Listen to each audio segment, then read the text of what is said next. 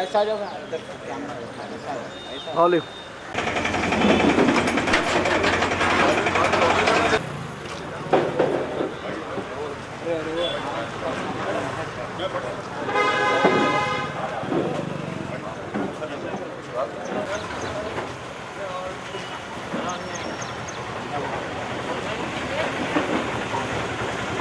ठीक है मैं आप खा रहा हूँ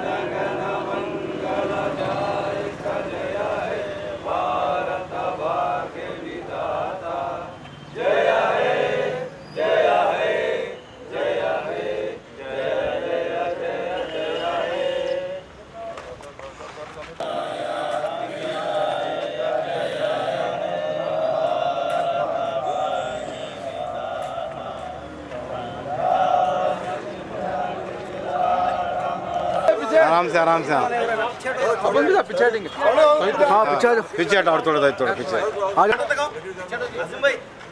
आप लोग पीछे आप लोग जरा पीछे हटाओ। भारत के तमाम शहरियों को हमारे मुल्क की आज़ादी के 78वीं सालगिरह की मुबारकबाद देते हूँ। आज हम आज़ादी के 28 साल में दाखिल हुए हैं और हमारा मुल्क जमहूरी मुल्क है। आज़ादी के बाद सियासी मुजाहिदीन आज़ादी ने काबिल तरीन असाब के कमेटी जो अम्बेडकर जी की सदारतें बनी थी, दस्तूर की तदवीन अमल में लाई थी, जिसमें हमारे मुल्क को सेकुलर करार दिया गया और हर मज़हब के लोगों को उनके पसंद का खाना पीना ओढ़ना बिछोना और मजहबी आज़ादी हासिल थी। लेकिन आज देखा जा रहा है कि बहुत से लोग जो आज मरकज़ में काबिज़ हैं वो दस्तूर को पामाल करना चाहते हैं। इस सिलसिले में बहुत से सेकुलर अहसाब बैशर साहब के हमरा दस्तूर की हिफाजत के लिए ठहरे हुए हैं।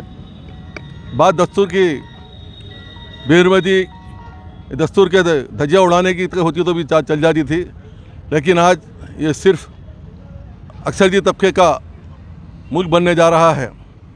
कल तक लिंचिंग के वाक़यात थे, कल तक मसाजिद की बेहरमती के वाक़यात थे, लेकिन आज दस्तूर और क़ानून तरमीम के ज़रिए मुसलमानों की इमलाक को भी लूटने की कोशिश की जा रही है। ऐसे वक्त में मुसलमान खामोश तमाशाई बने रहे बग़ैर, सेकुलर लोगों पर भरोसा किए बग़ैर ख़ुद को अपनी आप क़ियादत को खड़ा करना ज़रूरी है, ताकि वो पार्लियामेंट असम्बली में आपकी हिफाजत नुमाइंदगी कर सकें। अल्हम्दुलिल्लाह हमको इस बात का फ़ख्र है कि फ़ख्र मिल्लत हमारे बात का फ़ख्र मिल्लत ने ऐसा असदा छोड़ा। सारा मिल्लत के असदुद्दीन अवैसी साहब नकवी मिल्लत के अकबर साहब बैठक साहब के नाम से कि वह आज पूरी मुल्क में मुसलमानों ने हिंद की खिदमत कर रहा है।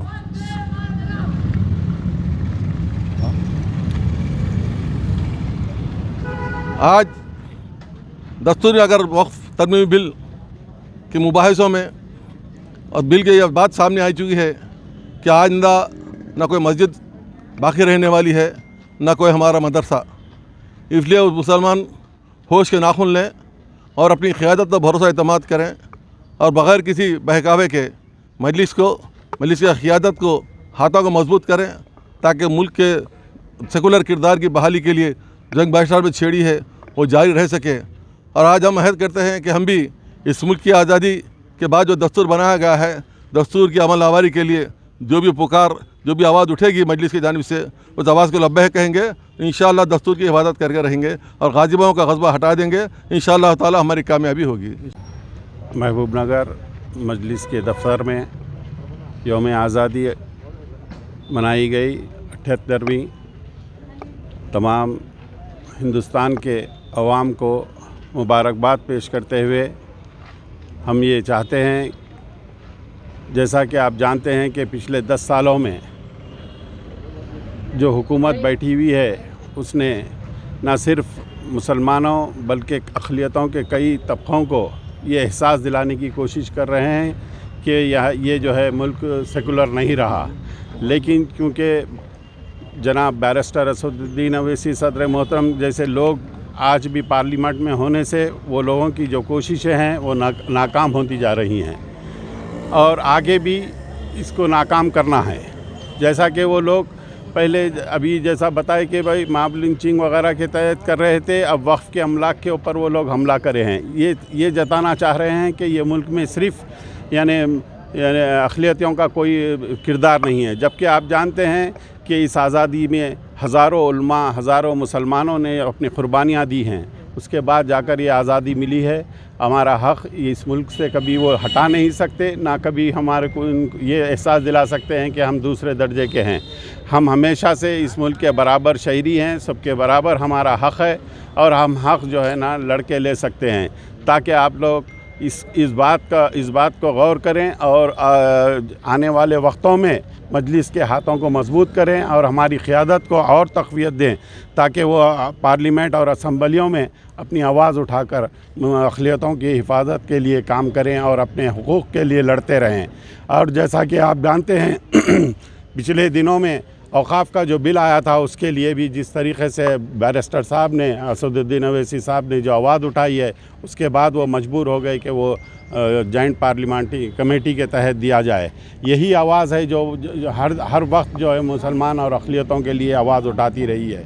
आपसे ये गुजारिश करते हुए कि इस मुल्क में अगर कुछ बनना है तो आप लोग आगे आइए और अपनी क़यादत के साथ आप भी बोलते सो अपनी लीडरशिप में मजबूत करिए। हर जगह, चाहे वो लोकल बॉडीज़ हो, चाहे काउंसलर्स हो, चाहे MLAs हो, चाहे MPs हो, हर उसमें जो है ना मुसलमानों का रूल होना ज़रूरी है।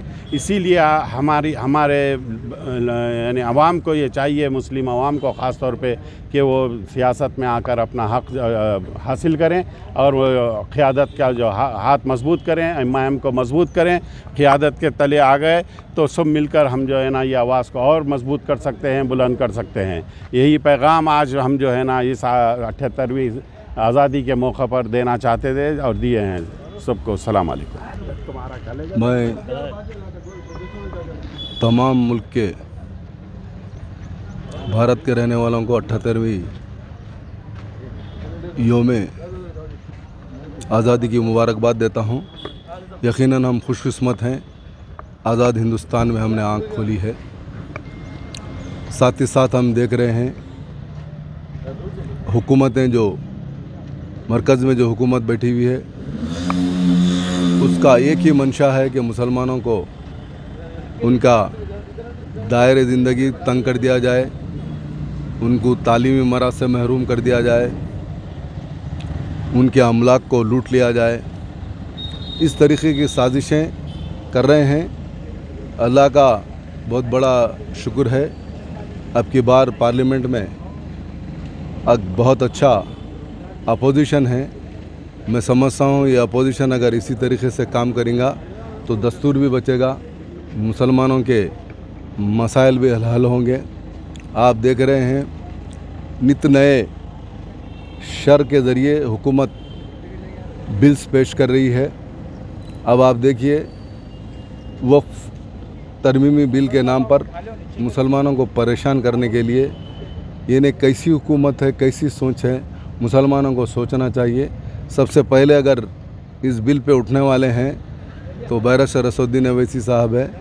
और अल्लाह का बड़ा करम ये रहा कि वेस्ट बंगाल, पंजाब और हर जगह के लोग इस बिल की मुखालिफत कर रहे हैं। इस बिल का मकसद सिर्फ ये है कि जो औकाफ़ी जायदादों पर गैर मुसलमान जैसे अम्बानी जैसा आदमी काबिज़ है, उनको मराद देने के लिए 12 साल से जो कब्ज़े में हैं उनको देने की बात भी इस बिल में आई है। वक्फ यूज़र की भी बात आई है। और सबसे बड़ी तमाशे वाली बात यह है कि यहाँ इस कमेटी में, इस बोर्ड में हिंदुओं को भी, 2 हिंदुओं को भी जगह फराहम करने की जो बात की जा रही है वो नाकाबिल बर्दाश्त है, नाकाबिल कबूल है। इन हालात में अक्सर सालार कहा करते थे कि हुकूमतों को अगर झिझोड़ना है तो क़ानून साजी इदारों में हमको जाना है। हमको